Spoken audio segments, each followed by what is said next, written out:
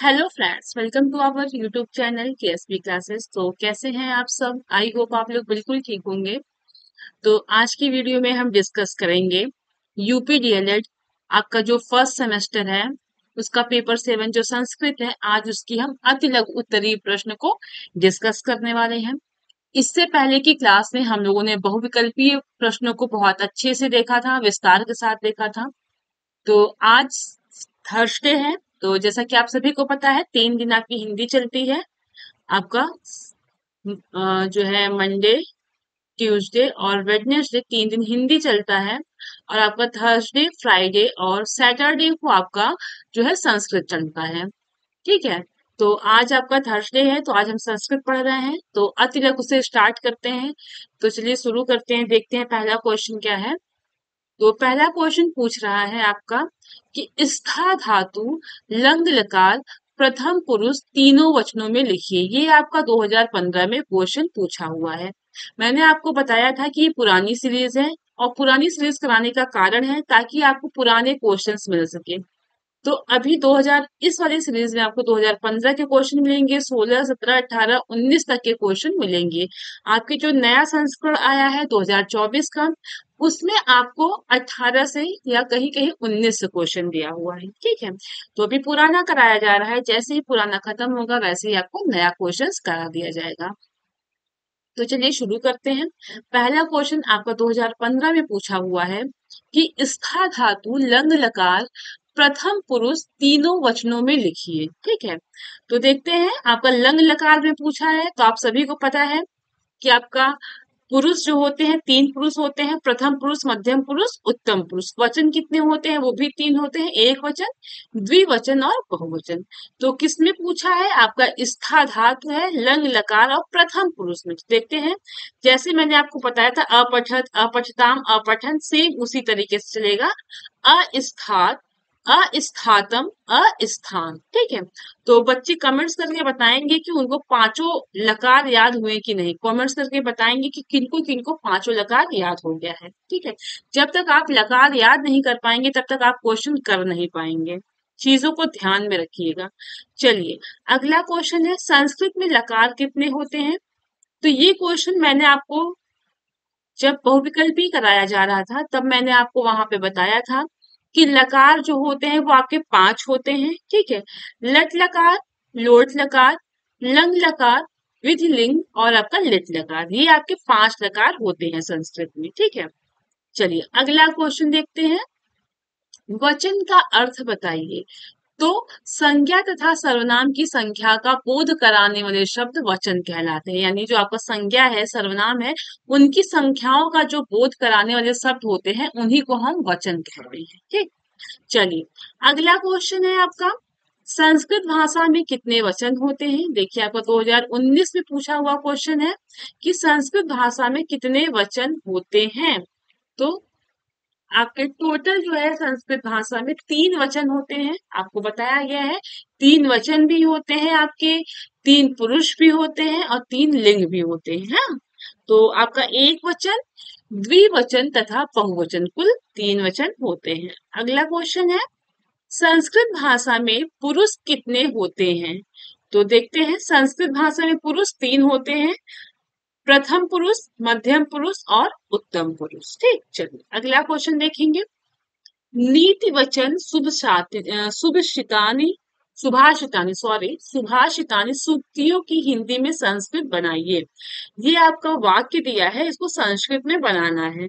तो लिखा है सत्य की ही जीत होती है, असत्य की नहीं। तो इसका संस्कृत में जो है क्या है, सत्यमेव जयति नानृतम, यानी सत्य की ही जीत होती है, असत्य की नहीं। ठीक। अगला है आपका, सभी धनों में विद्या धन श्रेष्ठ है।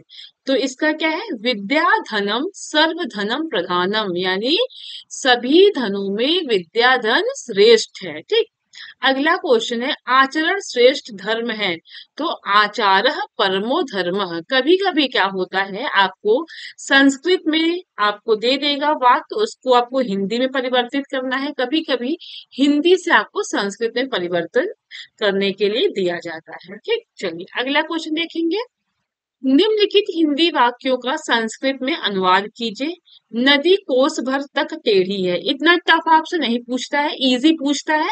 आपको मैं एक स्पेशल क्लास जो है अनुवाद का करा दूंगी। ठीक, चलिए देखते हैं। नदी कोस भर तक टेढ़ी है, तो इसका आपका अनुवाद है क्रोशम कुटिला नदी। ठीक, अगला क्वेश्चन है, लोभ मोह मनुष्य के शत्रु हैं, तो इसका क्या है, लोभ मोहा च मानवस्य शत्रु स्तः। ठीक है, चलिए अब अगला क्वेश्चन देखेंगे हम। लिंग को परिभाषित कीजिए, तो समझिएगा, संज्ञा के जिस रूप से स्त्री अथवा पुरुषवाचक होने का बोध होता है उसे लिंग कहते हैं। ठीक, चलिए अगला क्वेश्चन देखेंगे। पुल्लिंग लिंग किसे कहते हैं, तो जिन शब्दों से क्या होता है,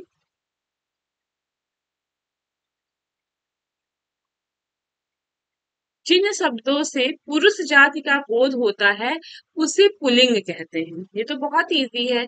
आपका लिंग कितना होता है, 3 होता है ना, पुल्लिंग लिंग, स्त्रीलिंग और आपका नपुंसक लिंग। तो क्वेश्चन में पूछ रहा है कि पुल्लिंग लिंग किसे कहते हैं, तो जिन शब्दों से पुरुष जाति का बोध होता है उसे पुल्लिंग लिंग कहते हैं। ठीक, अगला क्वेश्चन है आपका, स्त्रीलिंग किसे कहते हैं, तो जिन शब्दों से किसी स्त्री जाति का बोध होता है उन्हें स्त्रीलिंग कहा जाता है। चलिए अगला क्वेश्चन देखेंगे।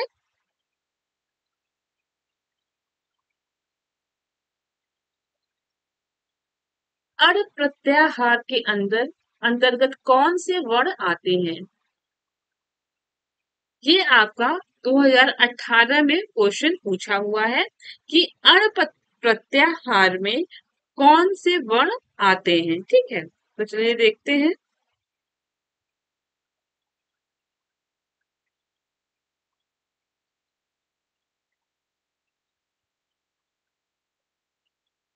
तो अण प्रत्याहार के अंतर्गत आपका म वर्ण आते हैं। चलिए अगला देखेंगे, नपुंसक लिंग किसे कहते हैं, तो ऐसे शब्द जो न नर का एवं न मादा का बोध कराते हैं उन्हें नपुंसक लिंग कहते हैं, यानी नॉन लिविंग थिंग, जो निर्जीव वस्तुएं होती हैं। ठीक, चलिए अगला है आपका, भोजन संबंधी वस्तुएं यानी चना, मक्खन, नमक एवं रोटी को संस्कृत में लिखिए। ये आपका क्वेश्चन बहुत पूछता है।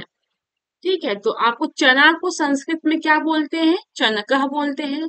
मक्खन को आपको नवनीतम बोलते हैं। नमक को आपका लवण बोलते हैं और रोटी को बोलते हैं करकटिका। ठीक है, चीजें याद कर लीजिए, क्वेश्चन यहाँ से बनता है। चना को क्या बोला जाता है, चनकह, चनक।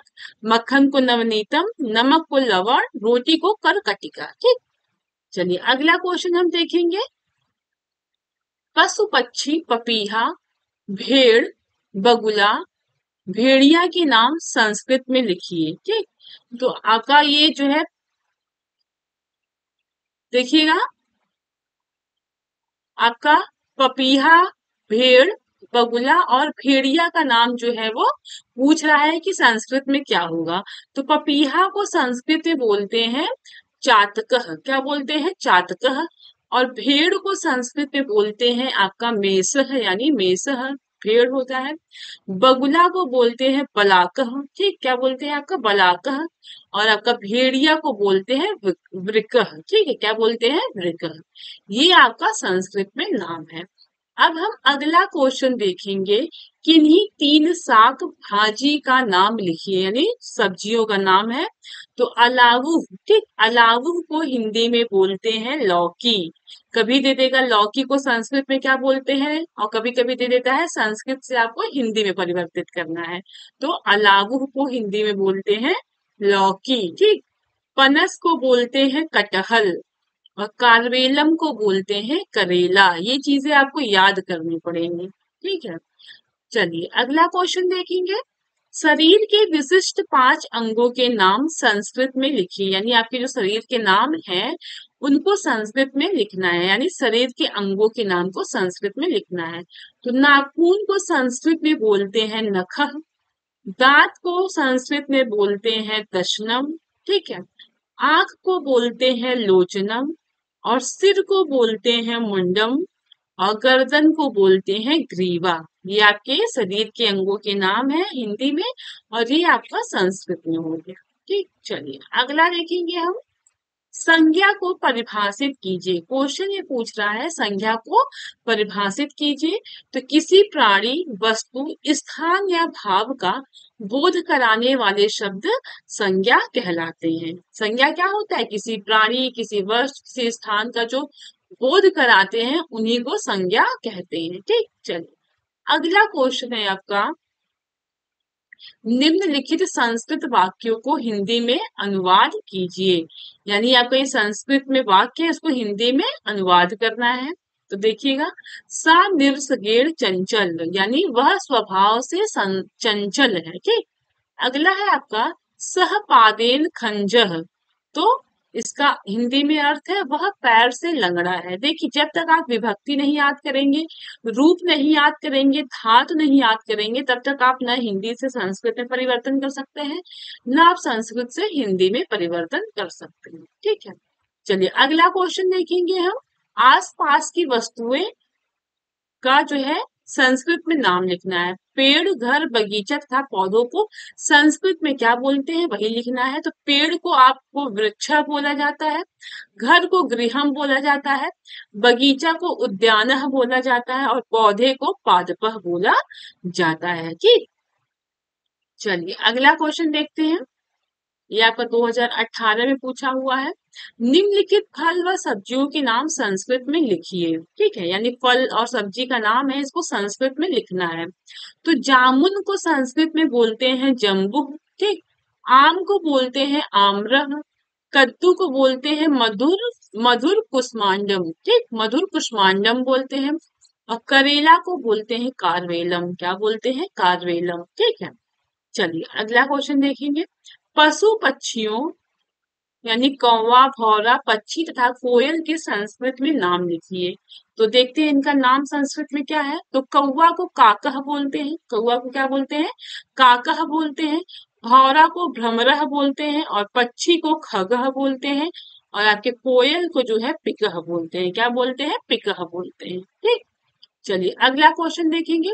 आसपास की वस्तुएं जो है उनका संस्कृत में नाम लिखना है। तो फूल को आपका पुष्पम बोलते हैं संस्कृत में, चौराहा को चतुष्पथ बोलते हैं, अनार को जो है संस्कृत में डांडिम बोलते हैं, नींबू को निम्बुकम बोलते हैं, और गेंद को आपको कंदुकह बोलते हैं। ठीक, ये सब चीजें एक जगह आप अपनी कॉपी में नोट कर लीजिए, और 2-3 बार इसको रट लीजिए, क्योंकि बिना रटे आप इसको लिख नहीं पाएंगे, बिना याद किए इसको लिख नहीं पाएंगे।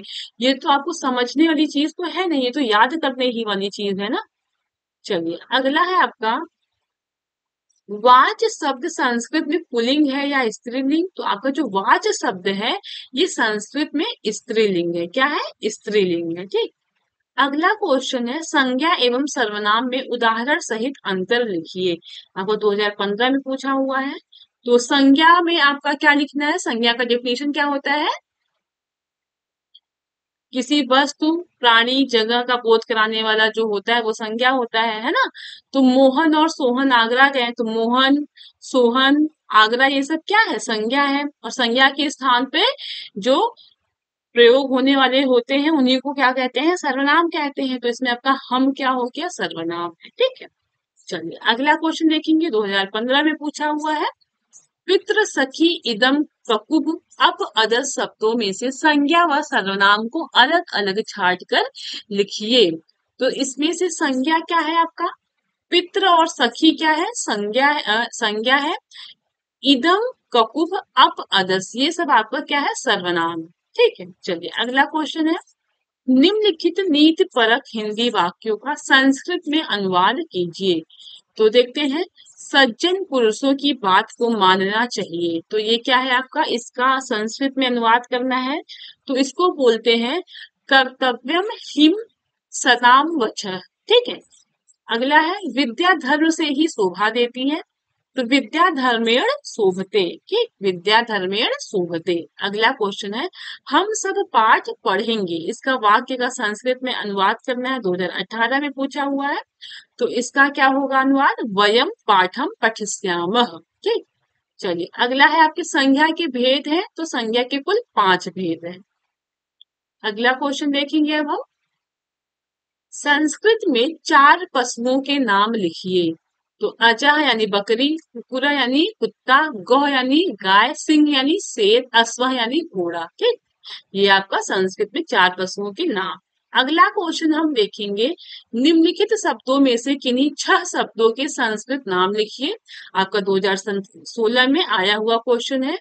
तो देखेंगे, घोड़ा को बोलते हैं अश्व, कुत्ता को बोलते हैं कुकुरः, ठीक, हिरन को बोलते हैं मृगः, बकरी को बोलते हैं अजा, कोयल को बोलते हैं कोकिला, चिड़िया को बोलते हैं चटकः, ठीक, पेड़ को बोलते हैं वृक्षः, तरबूज को बोलते हैं कालिंदम, लड्डू को बोलते हैं मोदकः और अनार को बोलते हैं डांडिम। ठीक, फिर से देख लीजिएगा, घोड़ा को संस्कृत में अश्वः बोलते हैं, कुत्ता को कुकुरः बोलते हैं, हिरन को मृगः बोलते हैं, बकरी को अजा बोलते हैं, कोयल को कोकिला बोलते हैं, चिड़िया को चटकह बोलते हैं, पेड़ को वृक्षः बोलते हैं, तरबूज को कालिंदम बोलते हैं, लड्डू को मोदकः बोलते हैं और अनार को डांडिम बोलते हैं। ठीक, चलो अब हम बढ़ते हैं अगले क्वेश्चन की ओर। एग्जाम में पूछा हुआ क्वेश्चन है, 2016 का क्वेश्चन है। तो लिखा है, मकरा, सारिका, मरालह, ससकह शब्दों में से किन्हीं 2 शब्दों का हिंदी में अर्थ लिखिए। देखिए यहाँ से क्वेश्चन कितनी बार बना हुआ है, सेम ईयर में देख लीजिए कितनी बार क्वेश्चन बना हुआ है। तो चीजों को याद कर लीजिए, कम से कम जो प्रीवियस ईयर का आया हुआ है वही याद कर लीजिए, वो भी बहुत है। ठीक, तो मकरह को बोलते हैं घड़ियाल, आपकी सारिका को बोलते हैं मैना, ठीक, मरालह को बोलते हैं हंस यानी बतख, ठीक, अगला है आपका ससकह को बोलते हैं खरगोश। ठीक है, चलिए अगला क्वेश्चन है, निम्नलिखित शब्दों में से पुल्लिंग, स्त्रीलिंग और नपुंसक लिंग शब्दों की अलग अलग सूची बनाइए। ठीक, चलिए देखते हैं। तो यानी इसमें आपको पुल्लिंग लिंग, स्त्रीलिंग और नपुंसक लिंग को छांट के लिखना है, 2016 में पूछा हुआ है। तो पुल्लिंग शब्द कौन सा है इसमें, ये देखेंगे तो आपका हिमालय, सागर और राजन जो है ये आपके पुल्लिंग लिंग है। स्त्रीलिंग शब्द क्या है, आपकी गंगा हो गया, नदी और वधु, ये सब क्या है, स्त्रीलिंग है। और आपका नपुंसक लिंग क्या है, फल हो गया, पुस्तक हो गया और सौंदर्य, ये क्या है आपके नपुंसक लिंग है। ठीक, चलिए अगला क्वेश्चन देखेंगे हम, संप्रदान कारक का प्रयोग किस विभक्ति के लिए किया जाता है। तो संप्रदान कारक का जो प्रयोग होता है वो चतुर्थी विभक्ति के लिए होता है। ठीक, के लिए ही शब्द हेतु इसका प्रयोग किया जाता है। ठीक, अगला है क्वेश्चन आपका, ध्रुव, ध्रुवम, पाए, अपादानम से संबंधित विभक्ति का नाम लिखिए। तो ये आपकी पंचमी विभक्ति है। ठीक है, चलिए अगला क्वेश्चन है, राम, हरि, गुरु, सर्व, तद, युष्मद, अस्मद शब्दों में से संज्ञा एवं सर्वनाम को अलग छांट कर लिखिए। यानी इसमें संज्ञा सर्वनाम को अलग छांट के लिखना है। तो राम हो गया, हरि हो गया, गुरु, ये सब आपकी क्या है, संज्ञा है। राम, हरि, गुरु क्या है, ये संज्ञा है। और सर्वनाम क्या है, सर्व, तद, युष्मत और अस्मद, ये आपके क्या है, सर्वनाम है। ठीक, सर्व, तद, युष्मत और अस्मद ये आपके सर्वनाम है। ठीक है, चलिए अगला क्वेश्चन हम देखेंगे, निम्नलिखित शब्दों में से किन्हीं 4 शब्दों के हिंदी अर्थ लिखिए। ठीक है, समाचार पत्रम, अश्रु, न्यायालय, स्व, पितृव्य, पितामह, द्वारम, इनका अर्थ लिखना है। तो समाचार पत्रम को हिंदी में अखबार बोलते हैं, अश्रु को आंसू बोलते हैं, न्यायालय को अदालत बोलते हैं, स्व यानी आने वाला कल, पितृव्य यानी चाचा को बोलते हैं, पितामह को बाबा बोलते हैं और द्वारम यानी द्वारम को हिंदी में दरवाजा बोलते हैं। आई बात समझ में, चलिए अगला क्वेश्चन हम देखेंगे, पूछ रहा है कि क्वेश्चन में राम शब्द प्रथमा विभक्ति तीनों वचनों का शब्द रूप लिखिए। तो प्रथमा विभक्ति लिखना है यानी तीनों वचन, प्रथमा विभक्ति लिखना है तीनों वचन यानी एक वचन, द्विवचन और बहुवचन। तो क्या है आपका, जैसे बालका, बालको, बालका होता है उसी तरह चलेगा, रामः, रामो, रामाः। ठीक है, चलिए अगला क्वेश्चन देखेंगे, श्रीमद् भगवत गीता के निम्न संस्कृत श्लोक का हिंदी में अनुवाद लिखिए। ठीक, यदा यदा ही धर्मस्य ग्लानिर्भवति भारत अभ्युत्था अभ्युत्थान धम अभ्युत्थान धर्मस्य तदात्मानं सृजाम्यहम्। ठीक है, तो इसका अर्थ ये है कि हे भारत अर्जुन, जब जब धर्म की हानि एवं अधर्म की वृद्धि होती है, तब तब मैं अपने आप को प्रकट करता हूँ, अर्थात मैं साकार रूप में अवतरित होता हूँ। यह इस संस्कृत श्लोक का अनुवाद है हिंदी में। ठीक, चलिए अगला क्वेश्चन देख लेते हैं। श्रीमद् भगवत गीता के निम्नलिखित हिंदी खंड का संस्कृत में अनुवाद कीजिए। इतना लंबा क्वेश्चन नहीं पूछता है, ये सिर्फ एज अ नॉलेज आप देख लीजिए। ठीक है, इस तरह के क्वेश्चन आपके एग्जाम में कभी नहीं बने हुए हैं। इसको आत्मा को न शस्त्र काट सकते हैं और न ही इसे अग्नि जला सकती है और न ही इसे गीला कर सकता है और न वायु इसको सुखा सकती है, अर्थात यह आत्मा सदा विकार रहित स्थिति में रहती है। इसका जो है अनुवाद करना है तो क्या है, नैनम छिंदन्ति शस्त्राणि नैनम दहति पावकः न चैनम कलेदयन्तायापु न शोषयति मारुतः। ठीक है, ये आपका इसका अर्थ है। इस एग्जाम में इतना लंबा चौड़ा क्वेश्चन नहीं बनता है। चलिए अगला क्वेश्चन देखेंगे हम। संस्कृत शिक्षण में प्रयुक्त कोई 3 उपकरणों के नाम लिखिए। तो संस्कृत शिक्षण में 3 उपकरण के नाम लिखना है।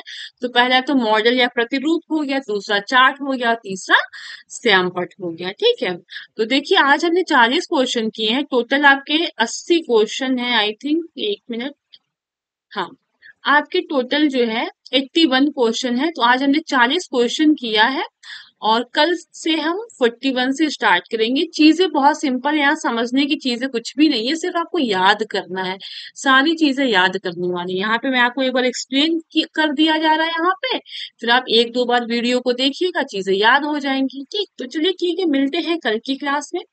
अगर आप चैनल पे नए हैं तो चैनल को सब्सक्राइब जरूर करिएगा, दोस्तों के साथ शेयर करिएगा और लाइक करिएगा।